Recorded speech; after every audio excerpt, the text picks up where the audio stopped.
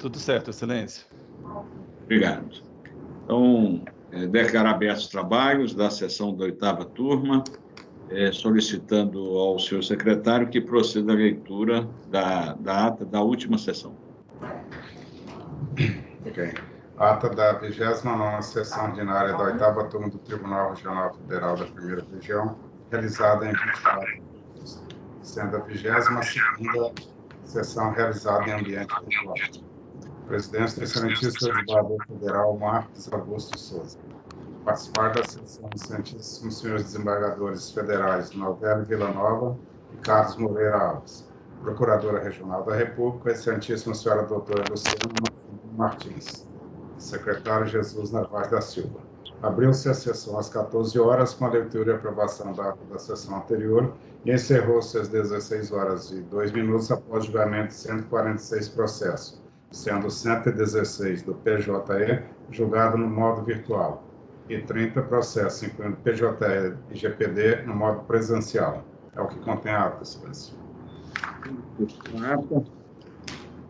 Não havendo impugnação, declaro a proposta.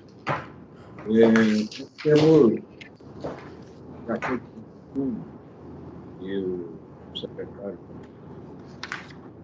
dos encaminhamentos simples de sessão, nós temos aqui a informação de 4 inscrições para sustentação oral, 3 em processo de relatoria e 1 em processo da relatoria do Desembargador Federal do Poder em Villanova. Eu vou pedir ao senhor secretário que me indique aí pela ordem de inscrição qual que seria o primeiro processo. O primeiro processo será uma apelação da relatoria de Vossa Excelência, o item 77 da sinopse TJE, é a apelação 1004-775-49-2018-401-3200. Partes, apelante OX da Amazônia Indústria de Bicicletas S.A. versus Fazenda Nacional. Advogado inscrito, Dr. Daniel Bruno Linhares. Eu indago se o doutor Daniel Bruno já está em condições. Boa tarde, Excelência. Estou sim. Está nos ouvindo, né? Eu vou pedir para Vossa Excelência manter o microfone desativado, né, para evitar microfonia, e assim que eu passar a palavra, Vossa Excelência. Perfeito. Trata-se de apelação interposta pela impetrante contra a sentença proferida nestes autos que denegou a segurança que objetiva a exclusão do PIS e da COFINS das suas próprias bases de cálculo, com o reconhecimento do direito à compensação dos valores recolhidos indevidamente nos 5 anos que antecedem a propositura da ação. A apelante sustenta, em síntese, a inconstitucionalidade da inclusão do PIS e COFINS em suas próprias bases de cálculo. Com contrarrazões, o Ministério Público Federal absteve-se de opinar sobre o mérito da controvérsia, é o relator. Eu vou pedir ao ilustre advogado que decline o nome completo e o número da inscrição na OAB, por gentileza. Perfeito, Excelência. Meu nome completo é Daniel Bruno Linhares, OAB 328133, Estado de São Paulo. O senhor tem a palavra pelo tempo legal. Obrigado, Excelências. Boa tarde a todos desta egrégia 8ª turma.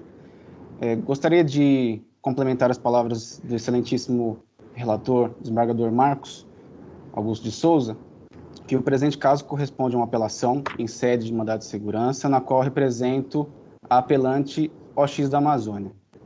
Excelências, busca-se aqui a reversão da sentença de piso pela não concessão da segurança do seu direito de excluir o PIS e a COFINS de suas próprias bases. Em que pese o respeitável conhecimento da sentença de primeira instância, tivemos premissas exaradas no seu teor decisório que não chegam a uma conclusão válida, Excelências.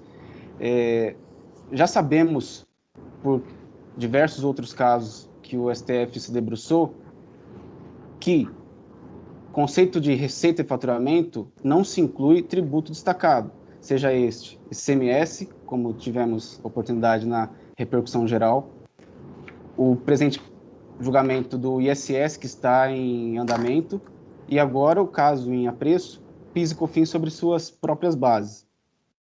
A sentença, excelências, aponta que PIS e COFINS compõem a receita bruta do contribuinte. É um equívoco, pois já disse, reitero, né? O STF, em mais uma oportunidade, afirmou que meros ingressos com destino à fazenda pública, que não são incorporados pelo contribuinte, não compõem essa base de cálculo.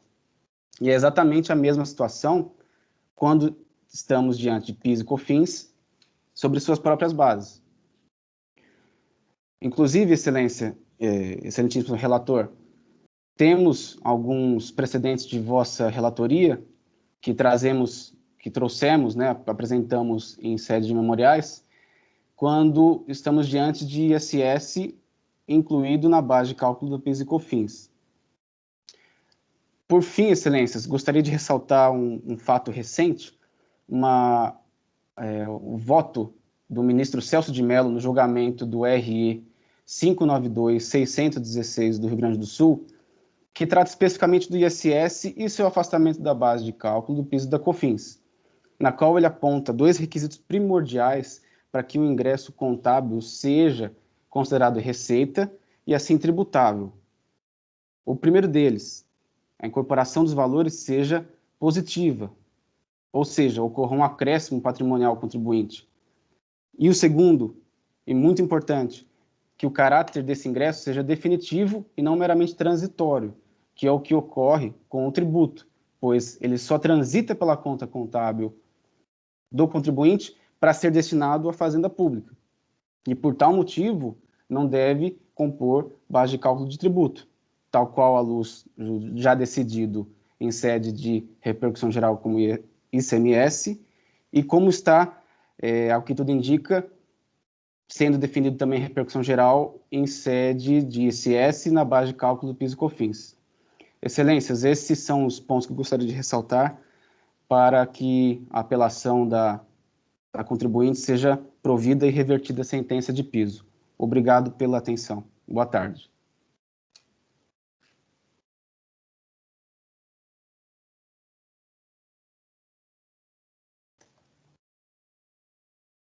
Eu tenho voto na linha da jurisprudência da turma, né?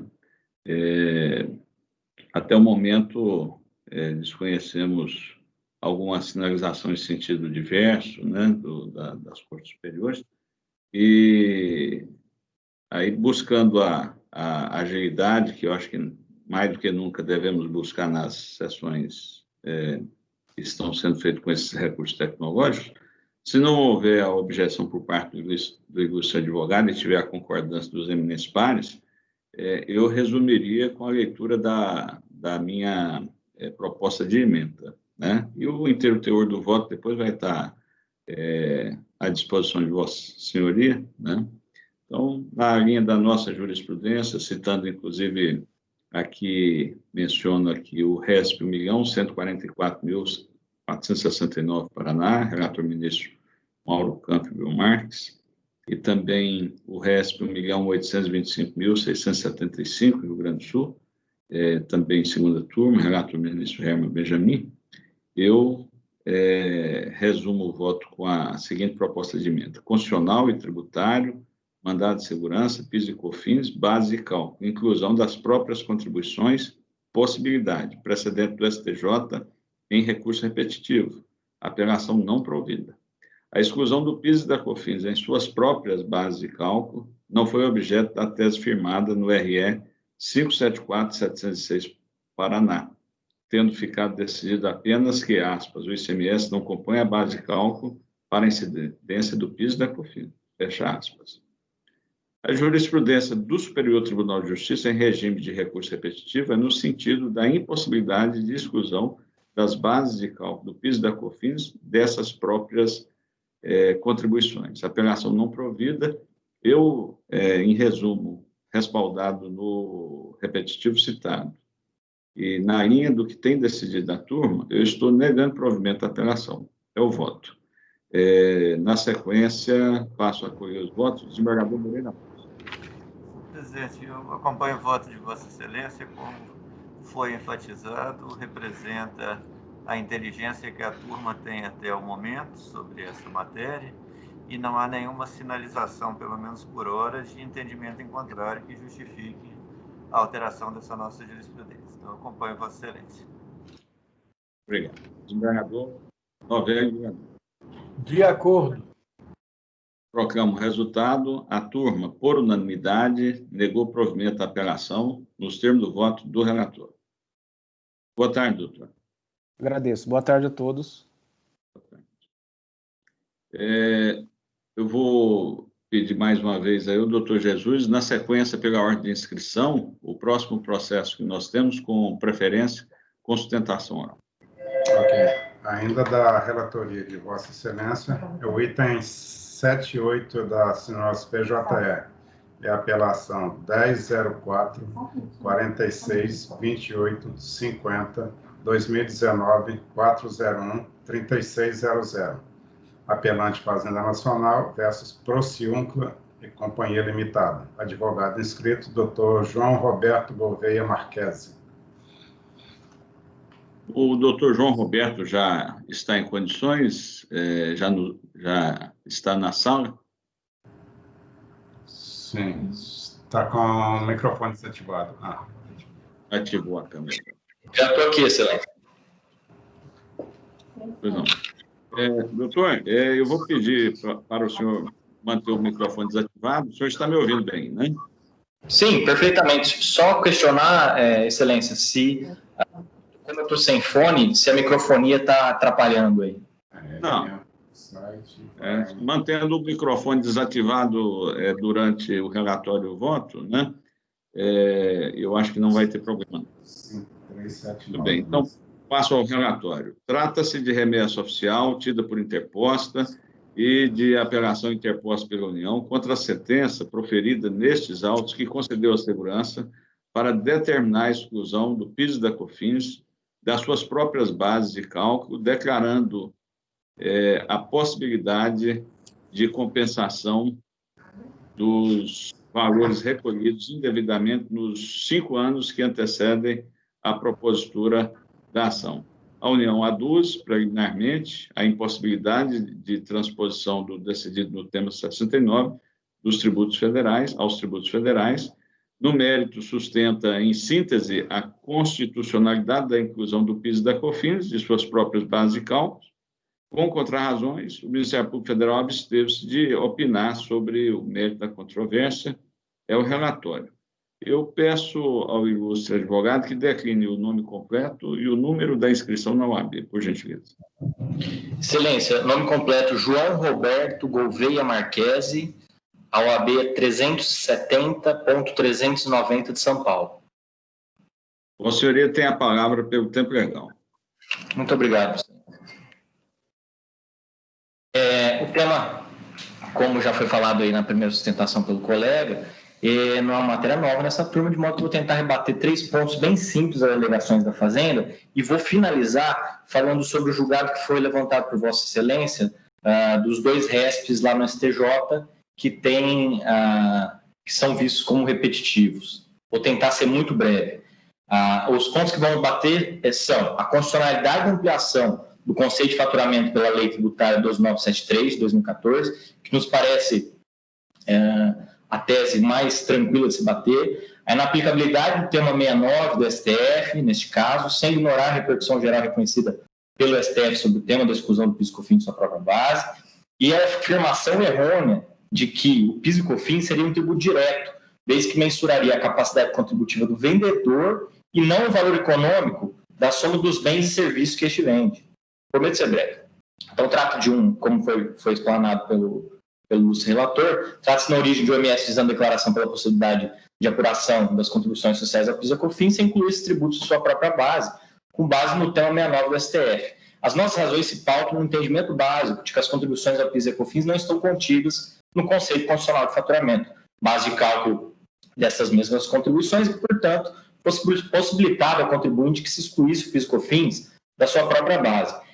Primeiramente, eu só gostaria de lembrar aqui que não há remessa necessária neste caso, tendo em vista que as sentenças de piso foram amparadas em acordo proferido pelo STF em sede de repercussão geral, e essa exceção prevista é no artigo 496, parágrafo 4º, inciso 2 do Código de Processo Civil. Os efeitos práticos seriam unicamente que o julgamento verse sobre as razões postas na apelação e se restringam aos pedidos ali contidos. Falando agora das razões da apelação da União, temos que a primeira alegação é de que não haveria inconstitucionalidade na incidência de tributos sobre tributos. E eu vou falar sobre esse tema, vou continuar falando sobre esse tema, porque vai se linkar com o recurso especial, que foi ambos recursos especiais que foram citados pelo ilustre relator.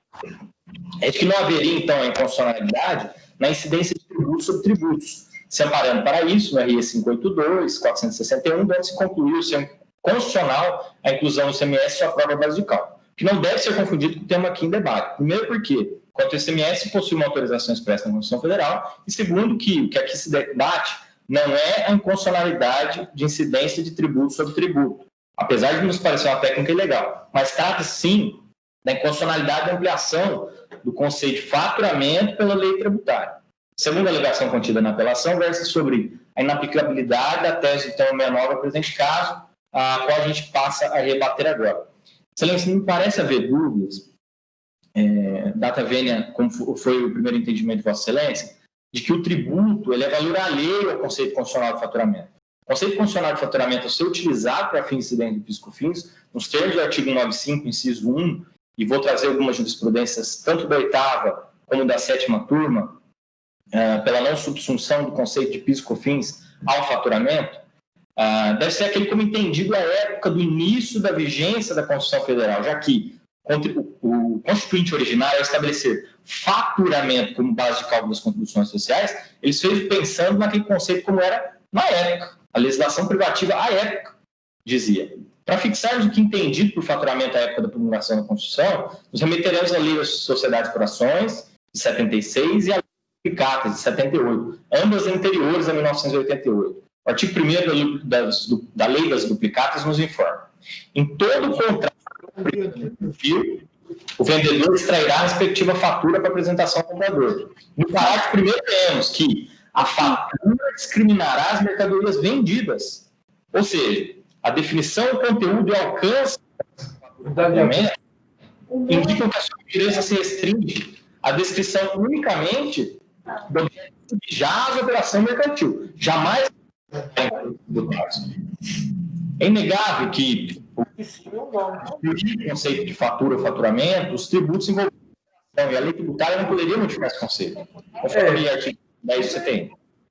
A ilustre ministra Carmen Lúcia, quando o julgamento do tema 69, foi bem claro a lecionar todo faturamento. Eu vou pedir aos colegas que desativem o microfone, quem estiver participando. Eu vejo aqui, talvez o próprio Renato esteja com o microfone ativado, o desembargador Nogueira já desativou. Estava dando uma microfonia e estava prejudicando a compreensão. Vossa Excelência pode prosseguir. Muito obrigado.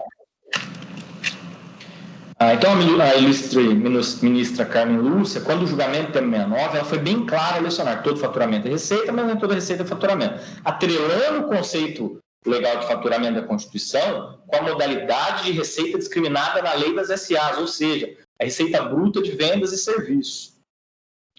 Inciso 1º do artigo 187 dessa lei. Vale a gente levar em consideração o conceito contábil, em que a receita bruta menos tributo é receita líquida e por isso não seria base de cálculo do PIS da COFINS. Já que, naquela época, o conceito era diferente, era um conceito de fatura, de venda de mercadorias. E isso vai levar a uma série de outros contornos. Além disso, a lei vigente das SAs, quando fixado o faturamento com base no PIS da COFINS, a lei vigente era anterior a 1988. Né? Importante aqui sublinhar que não procede a afirmação muitas vezes levantada pela Fazenda de que a inclusão nas notas fiscais dos valores destacados do PIS e COFINS seria prática ilegal e arbitrária do contribuinte. Pelo contrário, a inclusão dos tributos federais destacados nas notas fiscais de venda, assim como o ICMS, é uma inclusão legal contida expressamente na Lei Federal 12.741 de 2012, ou seja, não se trata de mero capricho para se furtar do recolhimento do tributo e repassar ao próximo da cadeia, mas sim de obrigação legal do contribuinte. E veja aqui, quando o contribuinte destaca o PIS e COFINS na nota fiscal e depois é tributado no dia 25 do mês subsequente, o PIS e COFINS incide sobre esse valor do PIS e COFINS destacado na nota. E aí a gente não está falando de incidência de tributo sobre tributo, a gente está falando do conceito de faturamento em si, que não pode ser admitido sob pena da tributação correta sobre base diferente da delimitada na Constituição, que é a receita ou faturamento. O mesmo entendimento, quando a não substituição de tributo, conceito de faturamento, foi delimitada brilhantemente nessa 8ª turma, por unanimidade, me parece ter sido mudado o entendimento de Vossa Excelência, já que o julgado foi contra o contribuinte, o primeiro julgado, apelação julgada em 15 de abril de 2019, apelante à Fazenda Nacional, apelada Camargo Companhia de Embalagens Limitada e julgamento de relatoria do presente relator, desembargador Marcos Augusto de Souza. Cito só a emenda. Constitucional tributária, ação ordinária, contribuição previdenciária sobre receita bruta, base de cálculo, inclusão do ICMS, do PIS e da COFINS, impossibilidade. Item 3. Deve ser adotado o mesmo entendimento do tema 69 para excluir o ICMS, o PIS e a COFINS da base de cálculo da contribuição previdenciária substitutiva, precedentes do STJ e do STRF. Julgamento claro de abril de 2019. Tendo sido este também o entendimento unânime na 7ª turma.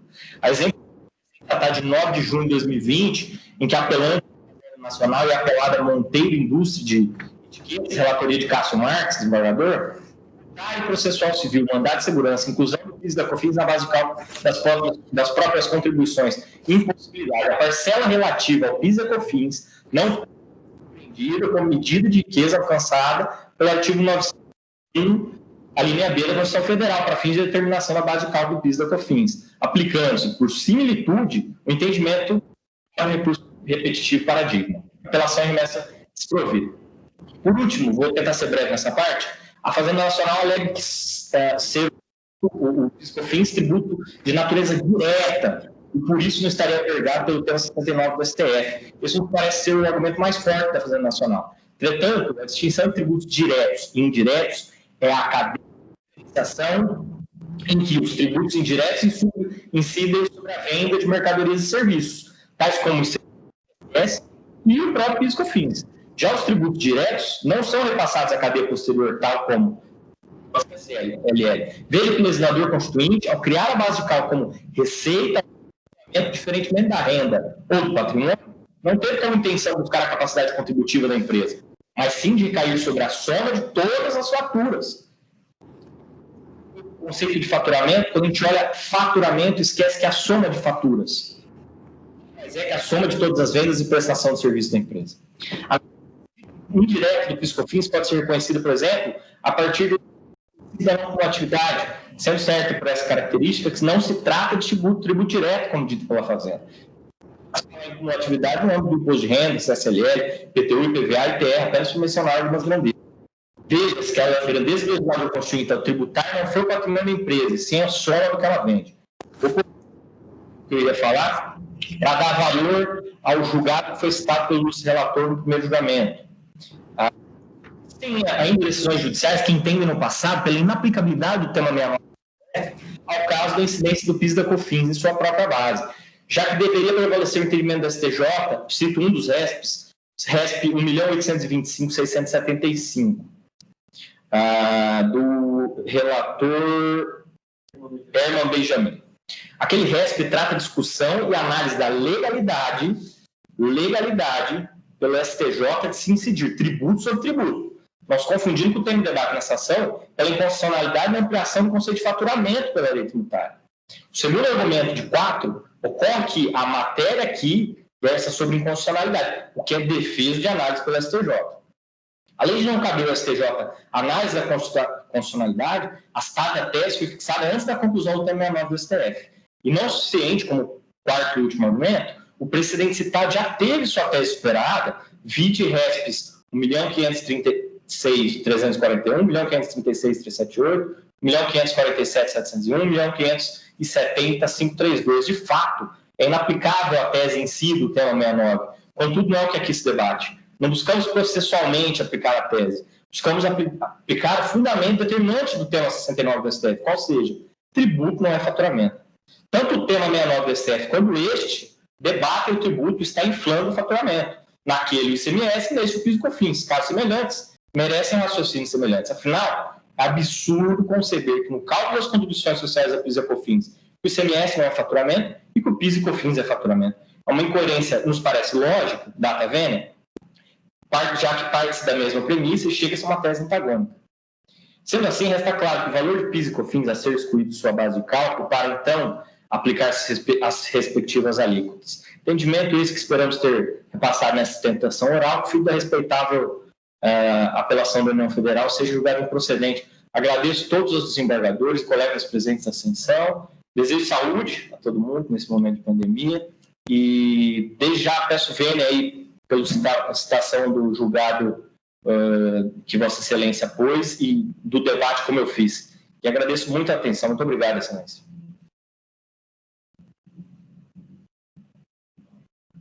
A turma que agradece, doutor. Eu vou passar ao voto, e como se trata, inclusive, da mesma matéria já apreciada nessa sessão, e aqui eu estou encaminhando no mesmo sentido, né? E apenas fazendo aqui um esclarecimento, que como se trata de sentença concessiva de mandado de segurança, tem previsão específica com relação à remessa necessária nesse caso, por isso eu estou conhecendo da remessa tida por interposta, por se tratar de sentença concessiva de mandado de segurança. Eu vou proceder à leitura, a exemplo do que fiz no caso anterior, a leitura da ementa, que contém um resumo, o inteiro teor ficará à disposição das partes, do ilustre advogado, tão logo encerrado o julgamento. Constitucional e tributário, mandado de segurança, PIS e COFINS, base, cálculo, inclusão das próprias contribuições, possibilidade, precedente do STJ em recurso repetitivo, apelação em remessa oficial tida por interposto, providas. A exclusão do PIS e da COFINS de suas próprias bases de cálculo não foi objeto da tese firmada no RS 574/706 Paraná, tendo ficado decidido apenas que o ICMS não compõe a base de cálculo para a incidência do PIS e da COFINS. A jurisprudência do Superior Tribunal de Justiça em regime de recurso repetitivo é no sentido da impossibilidade de exclusão das bases de cálculo do PIS e da COFINS dessas próprias contribuições. Apelação em remessa oficial tida por interposta, providas. Eu, então, estou, nessa linha, eu estou dando provimento à apelação e à remessa oficial tida por interposta para, reformando a sentença, denegar a segurança. Como se custas ex lege, não tem honorários advocatícios por se tratar de mandado de segurança. É o voto. Na sequência, desembargador Moreira Alves. Como vota Vossa Excelência? Acompanho Vossa Excelência, senhor presidente. Desembargador Novelli Villanova. De acordo. Proclamo o resultado. A turma, por unanimidade, deu provimento à apelação e à remessa oficial tida por interposta nos termos do voto do relator. Eu vejo que o doutor ainda se encontra acompanhando. Desejo uma boa tarde, doutor. Obrigado, Excelência. Bom trabalho a todos. Na sequência, doutor Jesus, qual o próximo processo pela ordem de inscrição? Temos o item 85 da sinopse do PJE, da relatoria de Vossa Excelência, é a apelação 0027-2010-401-9199. Apelante Fazenda Nacional versus Sotero Terraplanagem e Obras Limitada. Advogada inscrita, doutora Mariane Cardoso dos Santos. A doutora Mariane, ela já se encontra na sala da sessão? Estou sim, Excelência. Eu Boa vou tarde pedir a gentileza de ativar a câmera, doutora. Boa tarde. Aí, já vi que Vossa Senhoria já está nos ouvindo e já testamos e estamos lhe ouvindo também.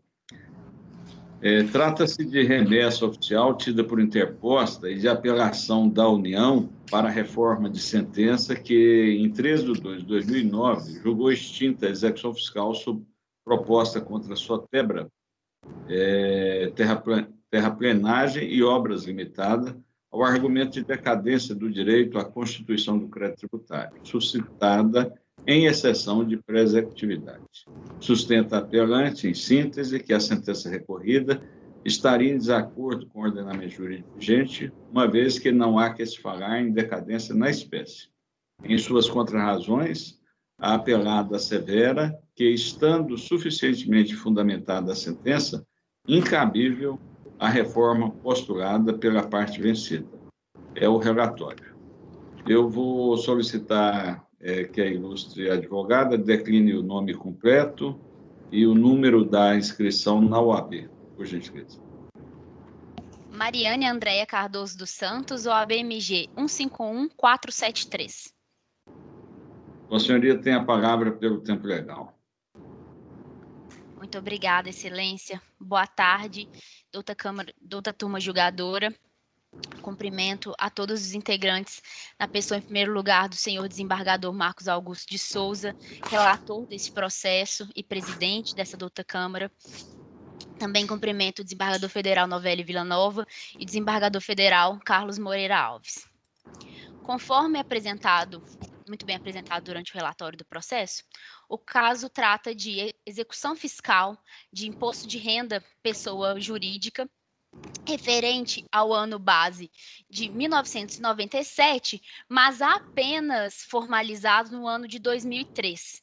Portanto, há claramente o transcurso de um lapso temporal superior ao prazo de 5 anos, pelo que o juízo de primeiro grau entendeu pelo acolhimento da exceção de pré-executividade apresentada e reconheceu a decadência. Em síntese, alega a Fazenda Nacional 2 argumentos apenas para solicitar a Vossas Excelências a reforma da decisão apelada. Em primeiro lugar, em caráter preliminar, suscita a Fazenda Nacional a inobservância da necessária intimação, da sua não intimação, para a apresentação de razões referentes a suscitada decadência no âmbito da exceção de pré-executividade. No entanto, chama a atenção de Vossa Excelência para o seguinte: o Código de Processo Civil foi alterado, sabemos disso, no ano de 2015, com vigência a partir de 2016. No ano de 2016, passou a estar vigente no ordenamento jurídico nacional o artigo 10 do Código de Processo Civil, que determina que o juiz não poderá decidir a causa com base em nenhuma circunstância que não tenha sido objeto de manifestação das partes. Portanto, a partir do ano de 2016, de fato, as partes devem ser intimadas necessariamente para ofertar suas razões, ainda que com base em matérias de ordem pública. No entanto, Excelências, chama atenção para o fato de que o processo em questão foi sentenciado e apelação apresentada apenas no ano de 2009. Portanto, 7 anos anteriores, 7 anos antes ao início da vigência do aludido dispositivo. No ordenamento jurídico processual anterior, qual seja o do Código de Processo Civil de 1973, não havia disposição semelhante, de modo que a jurisprudência do STJ se consolidou no sentido diverso. Vou pedir a licença para ler apenas uma frase do entendimento que foi objeto do RESP 605-995, Rio Grande do Sul, de relatoria do ministro João Otávio Noronha, no qual ficou assentado o seguinte: o STJ pacificou o entendimento de admitir exceção de pré-executividade em sede de execução fiscal nos casos em que se discutem matérias de ordem pública e nos casos em que o reconhecimento da nulidade do título pudesse ser verificada de plano, sem necessidade de contraditório e dilação probatória. Ou seja, o STJ decidiu, nesse julgamento, que não era necessária a observância do contraditório, uma vez que se tratava de matéria de ordem pública, observando, portanto, o que estabelecia o Código de Processo Civil vigente à época e que deve ser aplicado aos fatos. Não se pode aplicar o Código de Processo Civil novo a lide que foi decidida anteriormente à sua vigência, porque sabemos que as normas processuais se aplicam a partir do momento em que elas se encontram vigentes, é o que demanda, não só a melhor doutrina a respeito do processo civil, mas também o que determina a Constituição Federal, sobretudo no âmbito da legalidade, que estabelece a retroatividade das normas jurídicas. Pois bem, superada, portanto, essa questão preliminar, adentra-se na questão da decadência.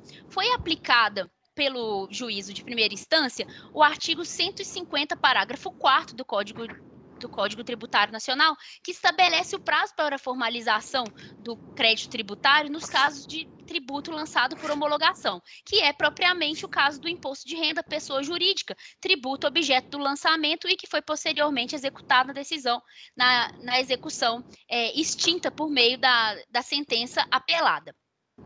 Pretende a Fazenda Nacional ver aplicado ao caso, diversamente, o artigo 173, inciso 1º. No entanto, não é o caso de aplicação de tal dispositivo, uma vez que todas as obrigações acessórias foram devidamente adimplidas pelo contribuinte e todas as informações foram devidamente fornecidas para o que o fisco pudesse realizar a sua fiscalização, de modo que não houve nenhum tipo de fraude, nenhum tipo de violação que possa denotar a necessidade de aplicação de dispositivo diverso e não havendo qualquer justificativa para que a Fazenda Nacional demore mais de 6 anos para constituir o crédito tributário, havendo, portanto, a existência da decadência e devendo ser confirmada a decisão de primeiro grau para que o crédito tributário seja reconhecido como extinto. Portanto, agradeço a Vossas Excelências pela atenção, pelo tempo de Vossas Excelências e reitero o pedido apresentado nas contrarrazões da apelação para que o recurso apresentado pela Fazenda Nacional seja indeferido, de modo que seja mantida a decisão de primeira instância. Muito obrigada.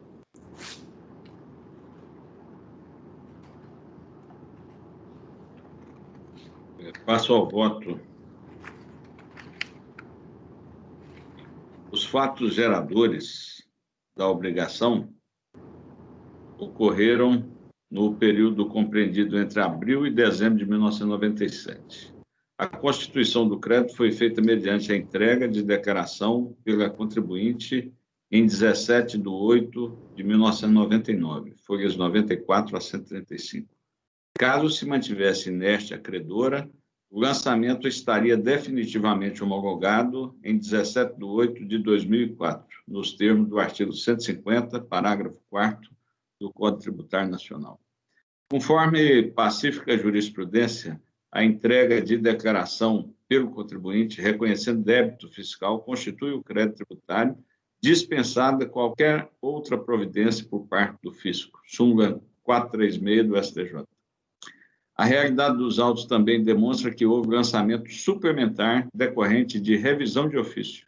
Artigo 149, incisos 5, 6 e parágrafo único, por meio de procedimento iniciado em 17 de 12 de 2002 e concluído em 28 de 4 de 2003, sendo indiscutível que o novo lançamento foi feito antes de esgotado o prazo previsto no artigo 150, parágrafo 4º do CTN.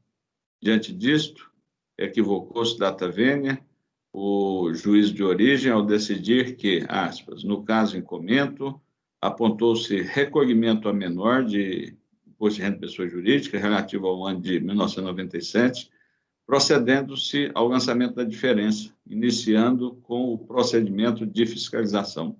Todavia, em 2002, houve a consumação do prazo de 5 anos para eventual cobrança, estando homologado o recolhimento do imposto feito pelo contribuinte, extinto o crédito tributário.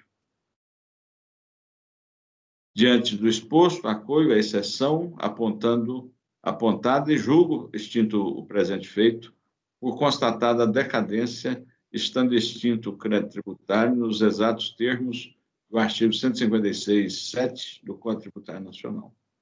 Uma vez que a constituição do crédito por meio da declaração entregue pelo contribuinte afasta a hipótese de decadência, digo eu. A jurisprudência consolidada na súmula 393 do Superior Tribunal de Justiça é no sentido de que a exceção de pré-executividade é admissível na execução fiscal relativamente às matérias conhecíveis de ofício que não demandem dilação probatória. Destaque-se ainda que, consoante precedente do Superior Tribunal de Justiça, submetido à sistemática do artigo 543C do CPC de 73, a presunção de legitimidade assegurada à CDA impõe ao executado, que figura no título executivo, o ônus de demonstrar a inexistência de sua responsabilidade tributária, demonstração essa que, por demandar prova, deve ser promovida no âmbito dos embargos da execução. RESP 1.110.925, São Paulo, primeira sessão, relator, o ministro Teori Albino Zavascki, unânime, publicado no Diário de Justiça de 4/5/2009. Não se constata, pelo exame do conjunto probatório existente nos autos, elementos de convicção favorável à pretensão da recipiente quanto à decadência sustentada. Dessa forma, somente com a utilização da via processual adequada, quais sejam os embargos à execução fiscal, poderá a recipiente, ora apelada, infirmar a regularidade do título executivo em questão. Por fim, cabendo à recipiente o ônus da prova, sem que dele se tenha desincumbido, subsistindo, portanto, a presunção legal de liquidez e certeza da CDA, não merece acolhimento à sua pretensão. Ante o exposto, dou provimento à apelação e remessa oficial tida por interposta para, reformando a sentença, rejeitar a exceção de prescritividade e determinar o regular prosseguimento da execução fiscal.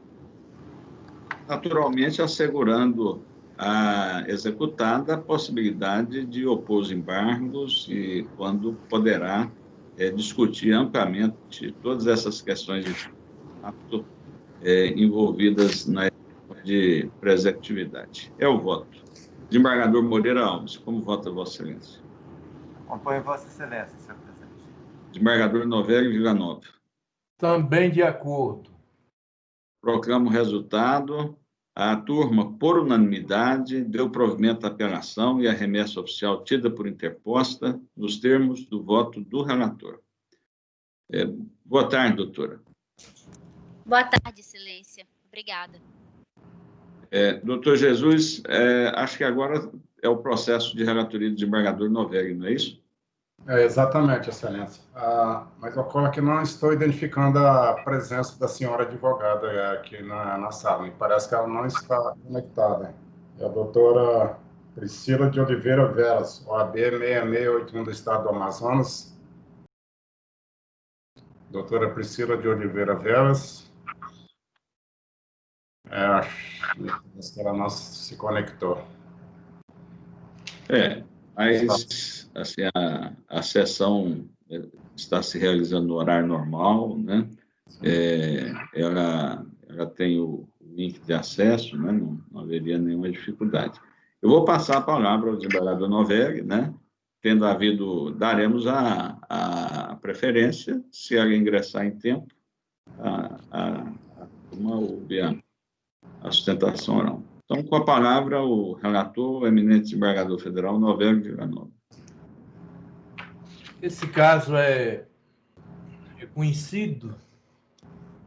A sentença é concessiva de segurança para desobrigar Impetran de recolher PIS e COFINS sobre vendas de mercadorias e a prestação denegou venda de mercadorias não nacionais e a prestação de serviços lá na Zona Franca, e concedeu apenas para que a impetrante não recolhesse essas contribuições sobre vendas de mercadorias de origem nacional a pessoas físicas e jurídicas.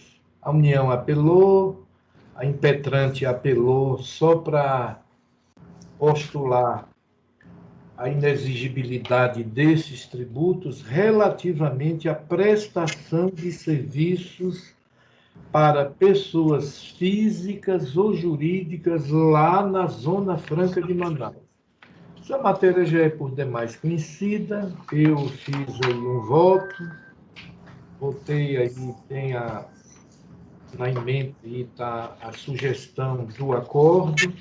E antes de passar para o esclarecimento do voto, mais uma vez eu vou pedir ao doutor Jesus apenas que confira se a advogada está presente. Ok, mais uma vez, chamamos a doutora Priscila de Oliveira Veras, se estiver conectada, que se manifeste, por gentileza. Priscila de Oliveira Veras, OAB 6681 do Estado do Amazonas. Ok. Desembargador Novelli, Vossa Excelência pode prosseguir. E aqui eu estou provendo o recurso em favor da impetrante, né?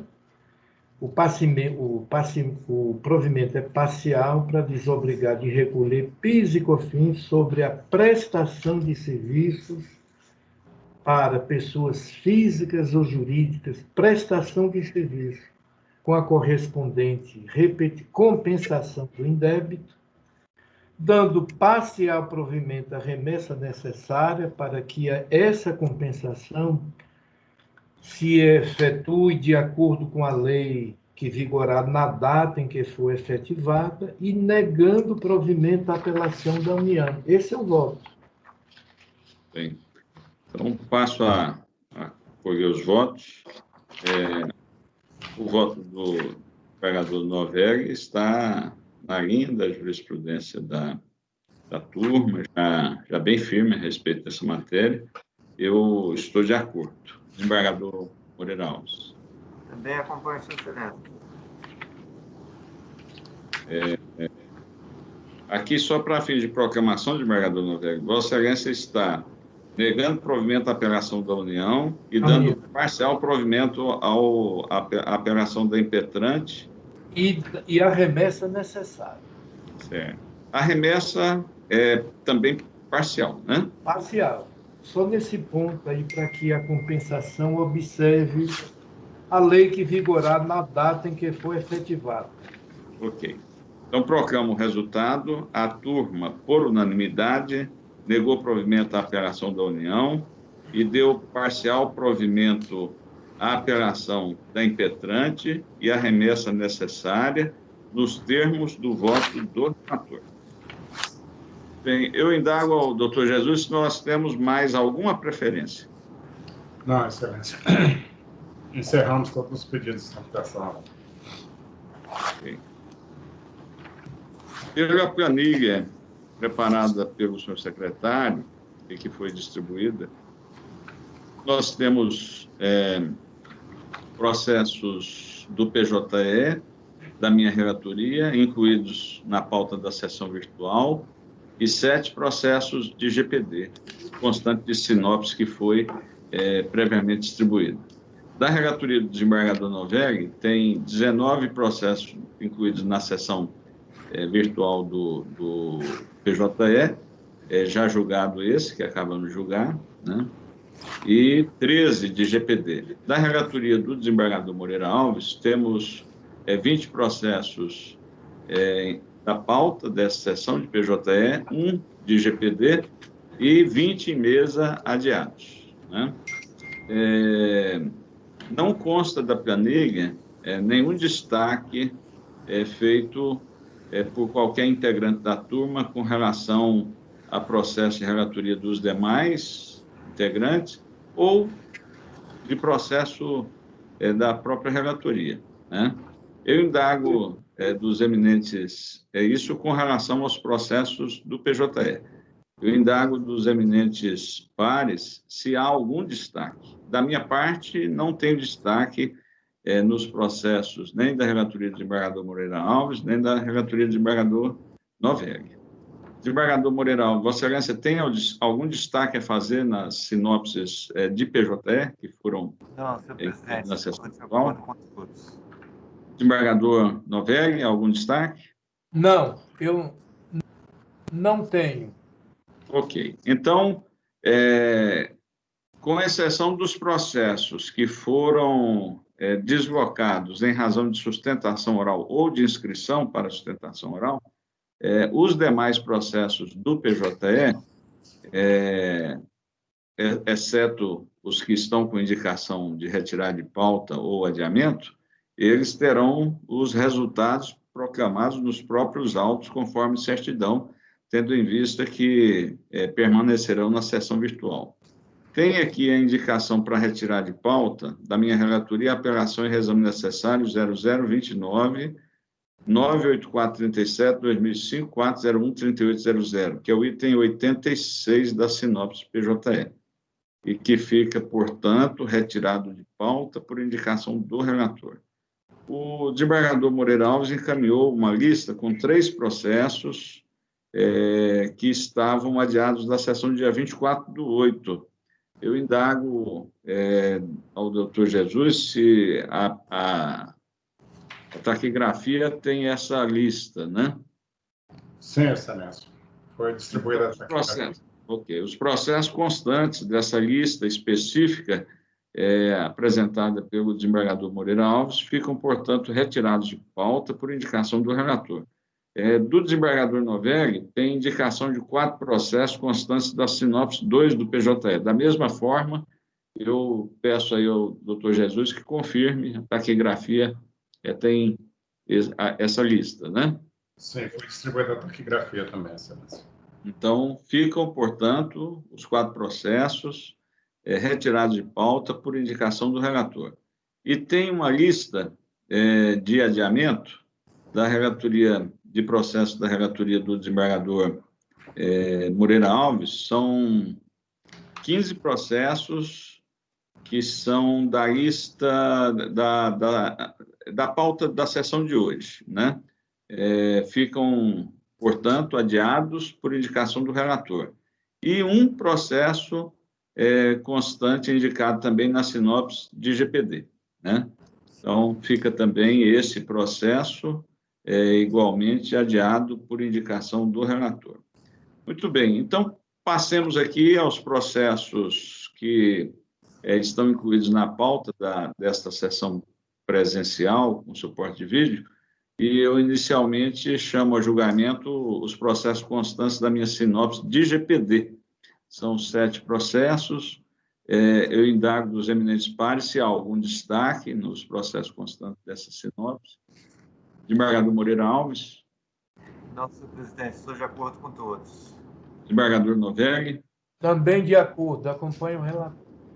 Proclamo, então, o resultado válido para os processos constantes da sinopse de GPD, da relatoria do desembargador federal Marcos Augusto Souza. A turma, por unanimidade, acompanhou o relator na conclusão dos seus votos. Aí, na sequência, desembargador Moreira Alves, Vossa Excelência tem a palavra. Senhor presidente, eu apresentei aos colegas as propostas de ementa que procurei retratar o mais fiel e amplamente possível cada um dos processos. Acredito que elas expliquem o conteúdo desses processos. Mas eu acho que aí, desembargador Moreira Alves, os processos do PJE, como não teve destaque, eles estão na sessão virtual. Apenas o processo de GPD, que consta da sinopse, que esse é incluído na nossa sessão presencial. Os outros já tem manifestação de concordância, né? O processo do GPD, pelo que eu vejo aqui na minha sinopse, senhor presidente, o único deles que está incluído na pauta, eu solicitei adiamento. É esse que foi adiado? Então já foi registrado, ok. Eu pensei, como eu não estou com a sinopse aberta aqui agora, eu estou só com a planilha, aí eu teria que voltar lá. Então, eu passo a palavra na sequência ao desembargador Novelli, que tem uma sinopse de GPD também, da sua relatoria.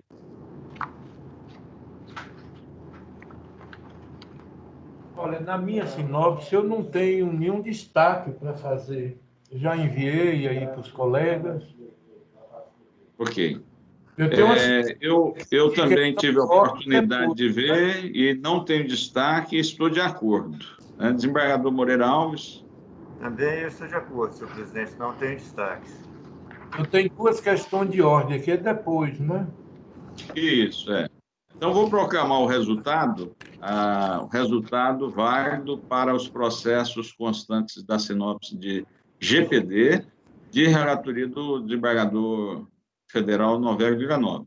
A turma, por unanimidade, acompanhou o relator na conclusão dos seus votos, né? Então, Vossa Excelência tem a questão de ordem, tem a palavra.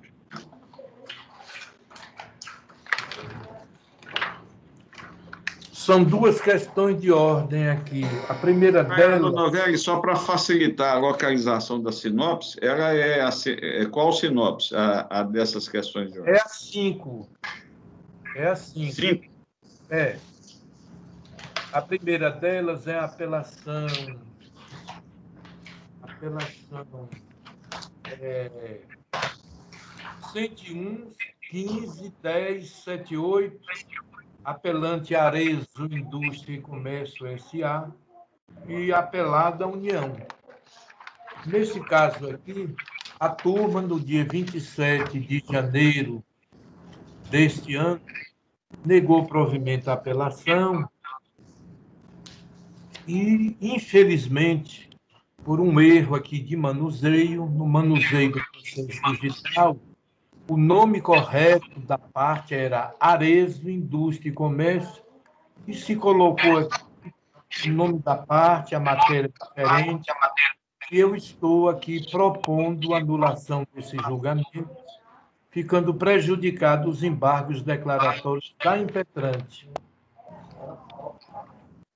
Desembargador Novelli, eu não localizei aqui, né, a sinopse, mas não tem problema, né, podemos fazer, eu compreendi, né, com um erro dessa ordem, eu entendi aí a proposta, né?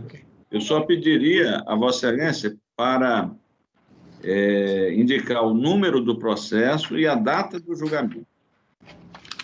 Eu já indiquei aqui, vamos ver aqui. Esse aqui o número do processo é apelação 101, 15, 10, 78 de 2017. Esse julgamento foi efetuado em uma apelação, se negou provimento à apelação da impetrante, no dia 27 de janeiro de 2020. Na realidade, a impetrante não é Arezzo, é outra pessoa. E a matéria também é diferente. Enfim, se julgou matéria diferente, com parte. O voto não era desse caso. Ok. O número eu acompanho Vossa Excelência, estou de acordo, desembargador Moreira Alves. Bem de acordo, senhor presidente. Proclamo o resultado. A turma, por unanimidade, acolheu a questão de ordem apresentada pelo relator para anular o julgamento realizado dos autos de referência na sessão de 27 de janeiro de 2020. O processo, só para fins de registro, é o 101, 15, 10, 78 de 2017. Vossa Excelência continua com a palavra. A outra questão de ordem é... Deixa eu só confirmar uma coisa, desembargador Novelli. O doutor Jesus tem essa sinopse? Olha, eu estou sendo informado aqui que... Não foi, né, Jesus? Não foi. Houve um engano aqui, era para ter ido, aliás, para todo mundo. Por isso que eu estou mencionando aqui um número dele aqui, tá?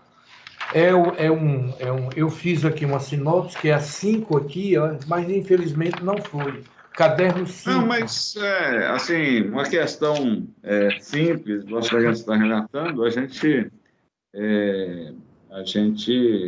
pode apreciar, sim, né? Ok. Estamos sujeitos a essas falhas. Vossa Excelência pode prosseguir. A outra questão de ordem no agravo de instrumento 55.918.96 de 2015. Antigo, não é? Aqui o julgamento ocorreu no dia 20 de 6 Vossa Excelência pode repetir o número, desembargador Novelli? Agravo de instrumento 55.918/96 de 2015. Agravante Cecília Megias e outros. Agravado União. O julgamento ocorreu no dia 20 de junho desse ano, né? Em dissonância com o voto condutor do acordo, né? O voto condutor do acordo negou provimento a esse agravo. Acontece que toda a fundamentação e conclusão do dispositivo era no sentido de prover parcialmente o agravo. ficando prejudicados os embargos declaratórios. Então, eu estou aqui propondo essa questão de ordem para que, em vez de constar negar provimento, é dar parcial provimento ao agravo de instrumento. Agora, desembargador Novelli, eu acompanhei aqui o esclarecimento da Excelência. Não seria possível acolher esses embargos de declaração com efeitos infringentes, nesse caso? Olha, seria uma contradição, né? Seria uma contradição. No primeiro momento, eu também pensei nisso. Acontece aqui que o meu voto, que acompanhado por todos, posso ler todinho novamente, era dar provimento ao agravo dos credores para reformar a decisão agravada, incluindo na liquidação juros moratórios mensais a partir do trânsito em julgado. Ficou prejudicado os embargos declaratórios. Mas na certidão de julgamento saiu que se dava provimento, negava provimento ao agravo. Tudo bem, não faz questão. Né? Porque nesse caso aí, deixa eu só entender, então, agora, o dispositivo do voto está em contradição com a fundamentação ou é uma incorreção na certidão? Na certidão. É na certidão. Eu dei... Na certidão poderia retificar apenas a certidão. Não tem problema nenhum. Então, a questão de ordem seria para isso, retificar a certidão sem problema nenhum. Para não ficar... O julgamento está correto, da forma como foi feito. Para não ficar aqui a certidão, que é o retrato do que a turma fez, em divergência com o voto condutor do acordo, entendeu? Uhum. Para retificar a certidão. Se quiser, eu leio novamente o que foi decidido aqui. Não, aí eu acho que, no caso, teria que ler a certidão e como Vossa Excelência propõe que fique. A certidão era negando provimento ao agravo. E, segundo o voto condutor do acordo, era para se dar parcial provimento. Jesus pode conferir aí o que constou da certidão. Não é isso aí, Jesus? Mas ele não tem a sinopse, né? A não ser que ele consiga identificar. Não está aí, não? Assim. Tem que fazer uma busca, aguarda um minutinho. Mas é isso aqui. Foi dia 20 de junho, 20 do 6? 20 de junho, mas é isso aí, eu estou informando, estou pedindo só para confirmar. A certidão de julgamento se constou, negando provimento. Tudo bem, a questão... Quando, na verdade, o voto deu parcial provimento. E foi decisão unânime acompanhando o voto de Vossa Excelência. Ok. Se se trata de um erro de certidão, é uma mera retificação, não tem que anular o julgamento. Eu penso dessa forma. O desembargador Moreira Alves acompanhou essa questão de ordem? Acompanhei, senhor presidente, entendo da mesma forma. Pelo que eu entendi, o eminente relator, que foi acompanhado pela turma, deu parcial provimento ao recurso e a certidão retratou erroneamente que houve negativa de provimento ao recurso. Isso. Então, é simplesmente retificar a certidão do julgamento, porque o julgamento foi feito corretamente. Isso.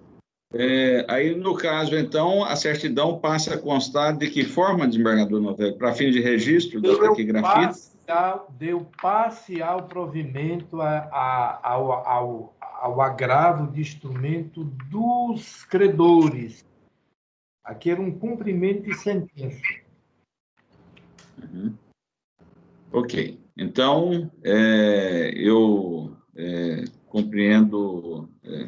entendo da mesma forma, o desembargador Moreira Alves também. Posso proclamar o resultado, né? Então, no agravo de instrumento 5591896 de 2015, com relação ao julgamento de 20 de 6 de 2020, A turma, acolhendo questão de ordem apresentada pelo relator, retificou a certidão de julgamento nos termos propostos pelo relator, né? Então, a certidão passará a constar que a turma, por unanimidade, deu parcial provimento ao agravo de instrumento dos credores nos termos do voto do relator. É isso, né, desembargador Novelli? Ok. Vossa Excelência tem mais algum processo? Não. Desembargador Moreira Alves, Vossa Excelência tem mais algum processo? São os constantes das relações encaminhadas. Ok. Eu também não tenho, já objeto de liberação todos da minha relatoria. Eu gostaria, mais uma vez, aí, de registrar os agradecimentos a todos, né, que colaboraram para a realização de mais essa sessão. Lembrando que nós temos uma sessão virtual, né, de PJE, cujo prazo se encerra hoje, e uma sessão presencial com suporte de vídeo, né? Em nome da turma, os nossos agradecimentos a todos que permitem a realização dessas sessões. Conforme registrado pelo Dr. Jesus, se não me engano, esta foi a 23ª sessão realizada com esse recurso tecnológico no decorrer desse ano, né? É um número E a sexta considerável. do mês de agosto, Excelência. Como? E a sexta desse mês de agosto, fizemos 6 sessões esse mês. Ah, sim, olha só, né? Muito bem. Então, registrando esses agradecimentos, desejando aí a todos um bom final de tarde, uma boa semana de trabalho. Eu, nada mais havendo a deliberar, eu declaro encerrados os trabalhos da sessão da 8ª turma e solicito ao pessoal do suporte aí que encerre a gravação da sessão. Uma boa tarde a todos. Boa tarde. Ok. Boa tarde. Boa tarde a todos, doutora Luciane, Novelli, doutor Jesus, todos os demais. Boa tarde. Boa tarde.